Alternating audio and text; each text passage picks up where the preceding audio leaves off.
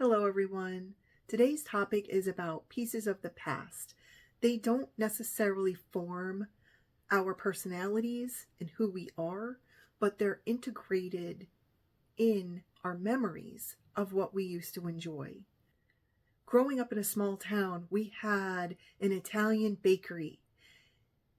It was right next to the post office, so it was in the main strip plaza at the main road. It was always packed with cars and people. There was also a lot of shopping in that particular plaza. They also built a plaza in front of that plaza, and that plaza was all small boutiques at the time. All of the boutiques are gone. Now they're either chain stores or fast food stores, paint stores. The post office is still there, but that's about it. What I remember about that Italian bakery, because at the time we didn't have coffee shops or donut shops or drive-through windows where you could pick up your favorite hot beverage and a treat on the way to work. We didn't have anything like that. At least in my household, my mom and grandmother and whoever else picked up a spatula and actually fried some eggs, maybe some bacon to go along with it. But we didn't live on donuts, muffins, breakfast sandwiches, or anything like that. In fact, I didn't even have a McDonald's breakfast sandwich until I was out of the house and was able to buy it on my own, like one of those biscuit, egg, and cheese breakfast sandwiches. And I always wondered why my grandmother didn't make that at home. She always made biscuits, especially every Sunday. But one of the things I remember so fondly about that Italian bakery is when you walked in there, not only was the smell so enticing because it was a breakfast, lunch, dinner place as well, but then they had this wall of glass cases full of all kinds of pastries, cookies, wedding cakes, all kinds of things like that. And the icing smell just wafted up to the front where the cash register was, and you would just get a nose full of sweetness. And they had these glass-lined bags. They don't exist today. They're different. They have wax packaging today. Like Dunkin' Donuts here has paper bags, but inside you might get like a waxy type of fold-over paper that goes over your breakfast sandwich or your donut. But back then, the whole bag was made from a glass-lined bag or waxy bag. And I don't know why that added something to whatever it was you ordered. It was the texture. It was the sound of the crinkle as you were opening it.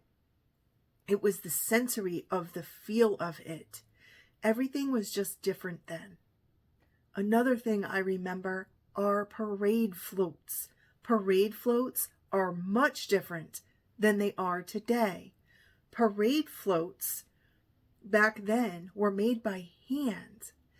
Today, what I see a lot of are people on a moving platform, and they might build a structure or two, or they might build some kind of Disneyland theme or something along those lines. But back then, there were these papers, and I believe it's called pedal paper. I had to look that up though, because I didn't know what the name of it was. And there are places today that sell this pedal paper on a roll. And it looked like little pieces of crinkle paper like you would see from streamers. Like as if somebody took a streamer roll and cut sections off and then balled them up and then glued them on the float. That's what it looked like. And everything was so colorful, and the floats were planned. Whole church teams and group teams and school teams would make these floats by hand.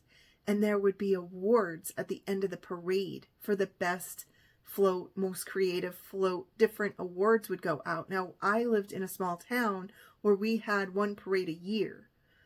I didn't live in New York where there's a Macy's parade every year. We didn't have a commercial-sized parade like that.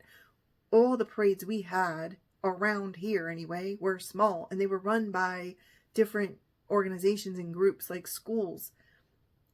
The one thing that has stayed consistent over the years are the school bands. The school bands still play in the parade today. However, the school bands have downsized. They're no longer 100 kids in the band. It's more like 10, sadly. music departments have cut back, and they just don't have the kids enrolling in music like they used to. And I hope that makes a comeback. I remember being in school and they would give us a box of 8 large Crayola crayons. Instead of the big box of Crayolas, you can get 64, 96, something like that now.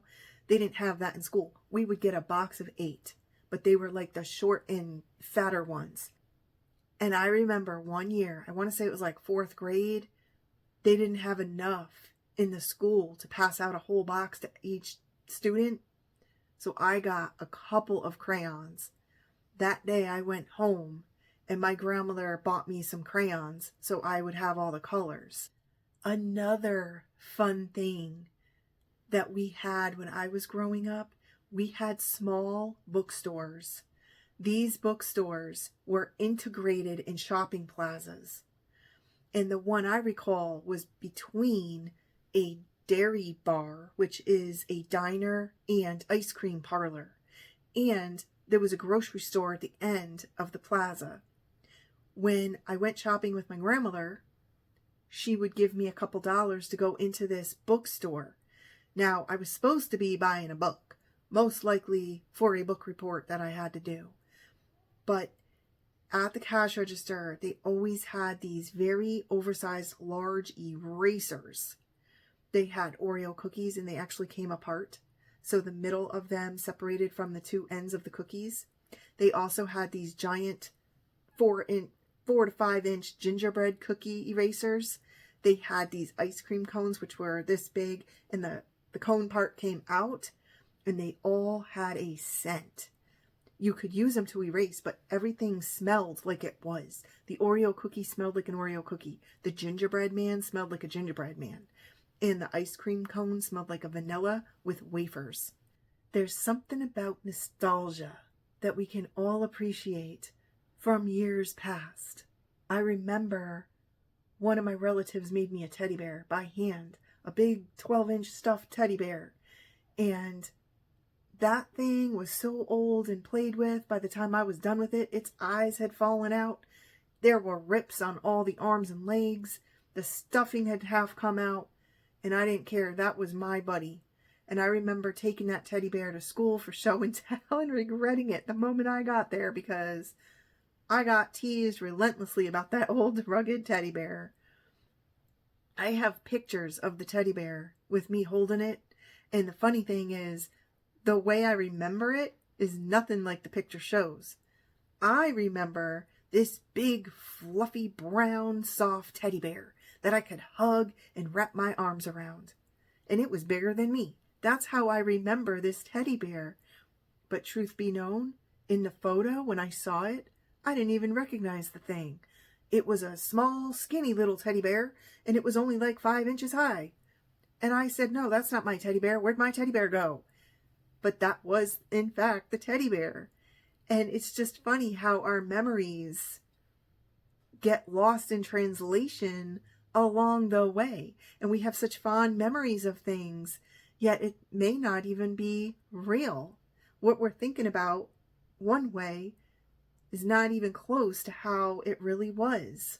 I can remember going on a road trip and we had an old truck. I think it was like an old Ford. And on that road trip, my parents took the truck bed, put some blankets down, maybe even a sleeping bag. My sister and I piled in the back of that old truck, inside the sleeping bag, and then, because the truck didn't have a cab on it, it was just an open back truck. They covered us in more blankets and put bungee cords or something, maybe rope or something like that, over us and tied us down with the blankets so that we wouldn't fly out of the truck because we went across states. We must have went 5, 6 different states in that old truck on this trip. And I can remember feeling like I was going to blow out the back. And the interesting thing is, that sounds unbelievable.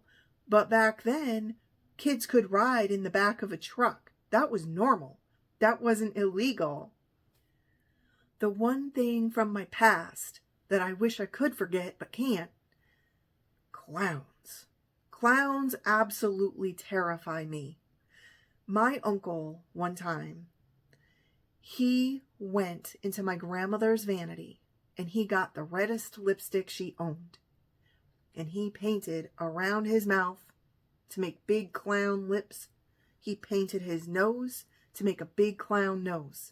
And he crawled out of that bathroom on all fours and came chasing me through the house until I ran and found a parent, an adult, jumped on them, screaming, and he stood up like a grizzly bear, pretending he was going to get me. And ever since that day, I think I was 3, I still hold that memory.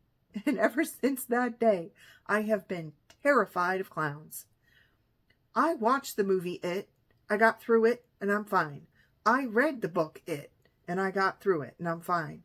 But to this day, I will not allow a clown doll in my house or anywhere near my children.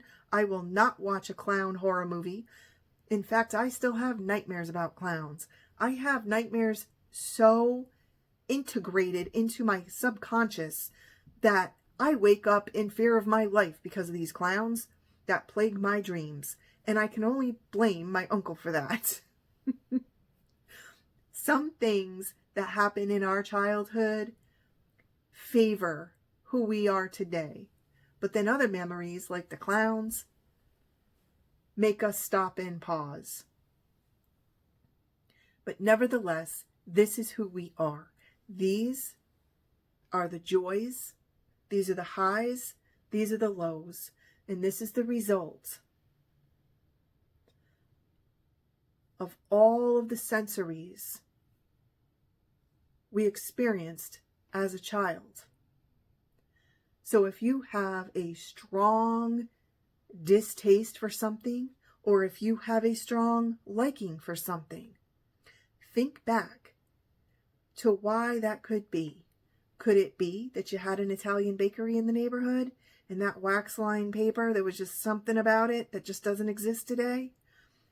Or was it an uncle that dressed up like a clown and terrified you as he chased you through the hallways of your home? And thinking about the world today, starting with the year around 2000, I suppose, I can't think of one thing that's different. While my childhood consisted of glass-lined donut bags, giant erasers, sticker collections, fun creative floats, I honestly can't think of one thing from the year 2000 and beyond that I can look back at and say, oh yeah, that is different. Everything that's different in my life seemed to happen before the year 2000. And I just find that fascinating because my children aren't accustomed. They're in their 20s and they're not accustomed to change like we were forced to be. The only change they've experienced is we used to have a mall and now we don't. But the mall was already going out of business, so they don't have fond memories like I do. My mall here opened when I was a teenager and now it's gone. My children were born after the mall was already closing. So they don't have the fond memories of going there with their friends and eating the curly fries from the mall cafe. They don't have any of those memories. Everything that's been around, with the exception of a few stores and restaurants that have closed, has always been here. They have never experienced the change I have.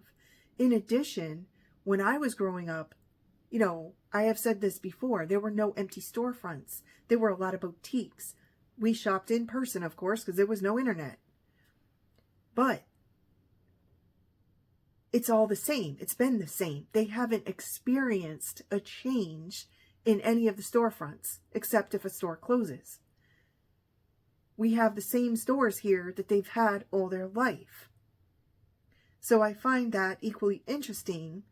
As much as I have fond memories of things of the past that we don't have today in this age, they have all their memories and they're the same. They don't have any changing variation in how they grew up to now. Now, of course, they're only in their 20s. That could occur as they get older. But in my generation, it changed from elementary age to middle school age to high school age to adulthood, everything constantly changed. And my children have just never experienced that. I wonder in years to come if we'll see if people raised from 2000 and on are more adaptable or less adaptable because they didn't experience the same changes we experienced in our prior generations. I wonder what it will be like for future generations if change doesn't happen as frequently as it happened in ours.